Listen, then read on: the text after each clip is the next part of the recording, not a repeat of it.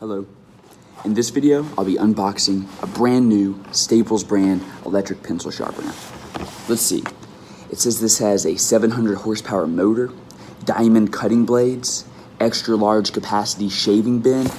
Oh my God, let's check this baby out. Just kidding. This is not an unboxing video. This is a painting video. It's day 5 of our painting project.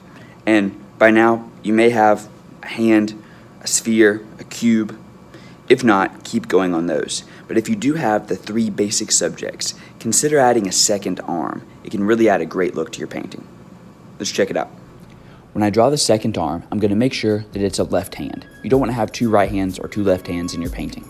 I'm also going to make sure that it's drawn in a similar size to the other hand. I will, however, change the position slightly. So instead of having the fingers going to the inside, I'm going to have the fingers going just to the left, to the outside of the index finger. Then I'm going to mix up my base color. When you mix up your base color, mix up a lot of paint. You don't want to run out and be trying to spread your base layer too thin. You want a nice, thick, neat layer. Use a small brush to paint the edges of your shape. Make sure they're neat and crisp, not faded or fuzzy. Then use a thin brush with black paint to draw a line where all the shadows will go. For this arm, the shadows go on the right side of the arm, the right side of the thumb, the right side of the index finger, and between each finger. Then you'll need to blend your shadows in. There are 3 ways you can get your shadows to blend. The first way is to blend them into the wet base layer.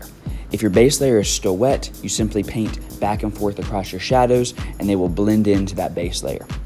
If your base layer is dry, you'll have to use the second method, which involves adding more fresh base layer paint back onto your brush as you blend in with your shadow, so that that black paint can blend in with wet paint that's the color of your base layer. The third option is to use just a little bit of water on your brush to wake up some of that dry base layer paint and allow the shadows to blend in with it. Then you'll repeat that process using white paint for the highlights. And you'll have a subject with blended shadows and blended highlights, and it's gonna look awesome. Now that I've got my 2 hands finished, I need the sphere.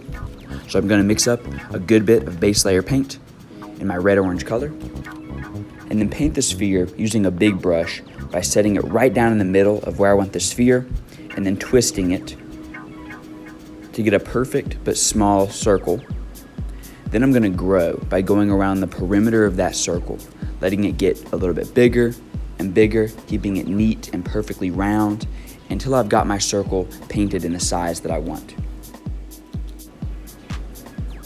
Now it's time for the shadow.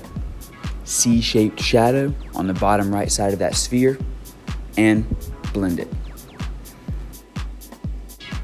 Paint a white circle on the highlight spot on your sphere, blend it in, and you will have turned a circle, a 2-dimensional circle, into a 3-dimensional sphere.